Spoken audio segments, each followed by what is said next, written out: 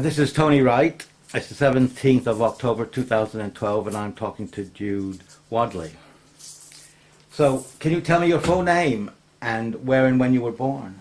My name's Jude Wadley. I was born in November 1966 in southeast London.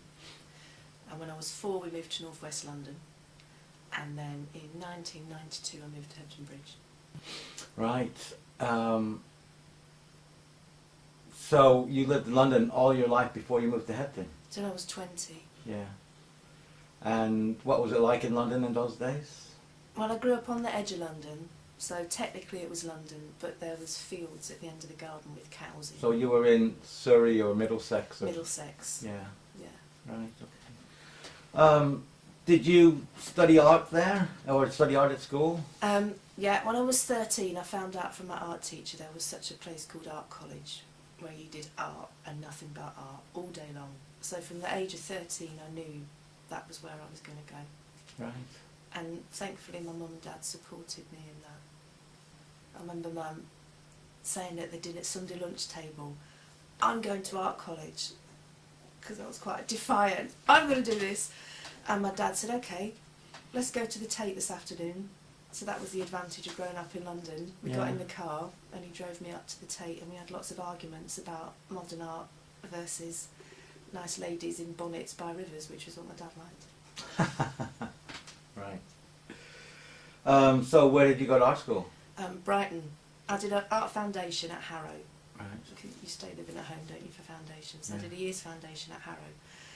And then I thought I wanted to do... I'd gone into it thinking I wanted to do fashion. And there was a fashion degree at Harrow and I saw what the fashion world was like. And it was, no, I don't want to do fashion. So then I switched to theatre design, but I didn't get on any of the courses. They looked at my folio and they were all saying, well, no, it looks like you want to be the other side on the stage. So I had a year out and then I went to Brighton and did art and dance on the visual and performing arts degree. All right. So did you feel that way yourself, that you wanted to be a dancer as well? No, I'd always been physical and I'd liked dancing, but I'd always done other things, so I'd never really pursued dance. I guess I'd never realised I had a talent for it. Right. And my parents never pushed anything. So then in the year out, I went and did lots of contemporary dance classes.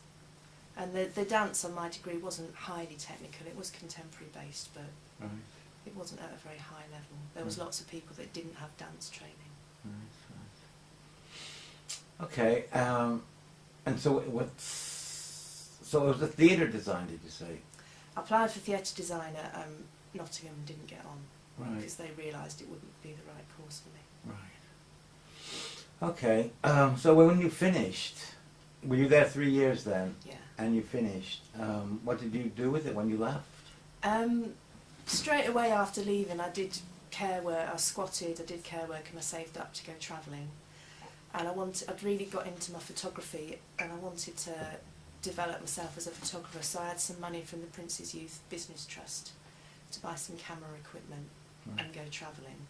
So the focus of travelling was taking lots of photos. But then it all got stolen on a bus journey, coming out of Nepal back into India, and lots of my films went as well. Right.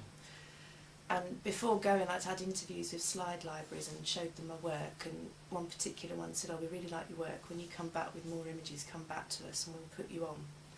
But I'd lost most of my work, so... That must have been really upsetting. It was, but I'd just come out of a Tibetan Buddhist monastery, so I saw it all as karma.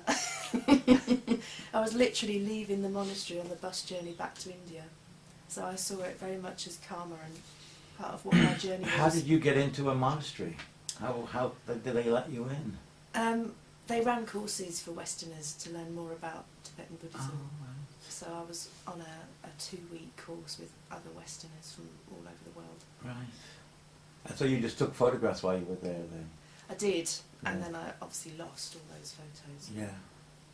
So did that that time there, did that affect you in a spiritual way? Have you carried that sort of thing through in your life? I'm not Buddhist, but a lot of the teachings that I received there Right. have yeah, they've been important to me and they've helped shape the way I think about things. Right, okay. So you came back without any, without any work. What did you do? That was when I moved to Hebden. Right. And I moved to Hebden and I carried on my photography. And I also got studios and did my artwork. I kind of was an artist. It was a time in my life when I was making work a lot of the time, selling some of it, exhibiting it. Right. That 92, did you say? Yeah, yeah. What studios were you in? I had a studio in a friend's empty building. I used to cut mounts. He sold antique maps and prints, so I used to cut mounts for him in return for free studio space in his building, which was a good arrangement. Yeah. And later on I had a studio at Northlight when it was at Melbourne Street. Yeah. Right, okay. Did you not move with Northlight when they went down to the new place then? I'd already left by then. Right. Why did you leave? Because I'd started teaching and it was just taking up too much time. Right. And I was also making the transition to being self-employed as a community artist. Right. So I was never in the studio. I couldn't warrant paying for it and not being there. Right. So did you do like a teaching degree as well then to be able to do going to schools? Yeah, yeah. I got fed up of being broke Yeah. and having no money. Was it primary or secondary? Secondary art. Right. And the reason I did it was because I'd been travelling in Africa and just fallen in love with being in Africa and thought I want to come back and be here for a long time and have a role and be part of the community. Oh right. What was Africa like then? Well, I went to Botswana because I didn't want to teach in an international school. I wanted to work with normal kids. Yeah. Well, all kids are normal, aren't they? I wanted to work with kids that weren't the children of diplomats and presidents. And Yeah. so the only African government that was looking for art teachers was Botswana. And they did a massive recruitment. They used the British Council and they used an Irish organisation. They had teachers from Cuba, there was teachers from all over Africa, there was teachers from India. So there was a massive expat workforce in Botswana at that time. Right. So that was great. I had friends from all over the world as well as friends from Botswana. And how long were you there doing that? 3.5 years. And whereabouts, I mean, were you in a big city or you were out in the countryside? Where were you? I started off in the capital city, but I love the country. That's why I live in Hebden. So I asked for a transfer and I got transferred to a village that was about 50 miles outside the capital. And it was a beautiful village, still very rural, very traditional. And I had a horse there that lived in my yard. So I'd finish my teaching day and go riding on my horse. That's Great. very nice, isn't it? Yeah, it was a nice life. I worked very hard. We started teaching at 6:45 in the morning, Right. and I'd finish work at 4, and then I'd go riding. Right.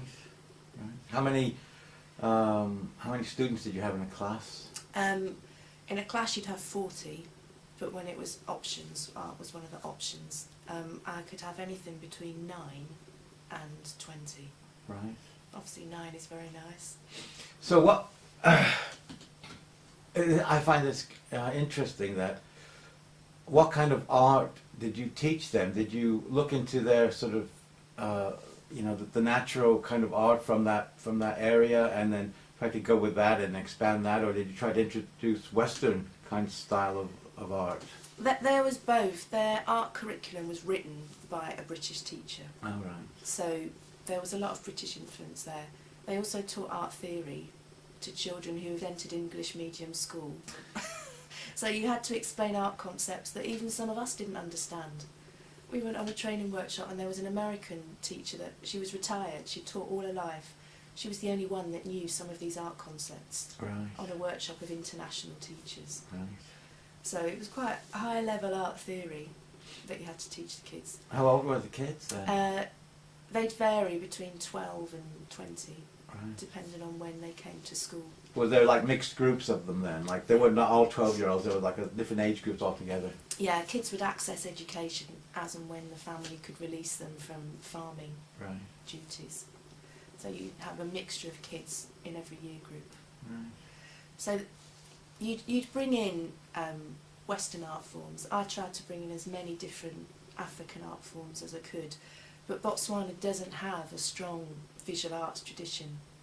Is that right? It really doesn't. Wow. So there was very little to draw on. They have traditional crafts like basket weaving, making jewellery with ostrich eggshells, stuff like that. Yeah. Leather craft to make, what would have been clothing. Yeah. So it was very limited, the local resources. Did that they could draw have a on. tradition of dancing then? Oh yeah, yeah. Well, you see, that would have been up your street, I would have thought, of kind of comparing the dancing and then using art, making art or costume, shall we say, maybe for the dance side of it. Did you do any of that sort of thing? We never made costumes, but I did run a dance club. Right. And every school had traditional dance, which was very traditional. Every school would have that, and I helped out with that at the first school and learnt some of the dances and taught some Nigerian dances I knew to the kids. Right. And then in the second school, the traditional dance teacher didn't want any help. They probably thought, what can this white woman possibly know about our dances? So I set up we had to call it Modern Dance Club. So I had all the naughty kids, the rebellious ones that the headmaster didn't like, that were into Kwaito music, which is from South Africa, and associated with badness and not traditional values. So we had a bit of a battle with the headmaster, but I had a really great group of kids and we used to go and perform places. Oh, really? And they actually earned some money performing, All right. which was great. Yeah. And they were just such fantastic dancers. And I'd mix in a few contemporary Did you get any moves. photographs of them then? Very few, Yeah. because there was nowhere good quality to get photography done in Botswana. Right.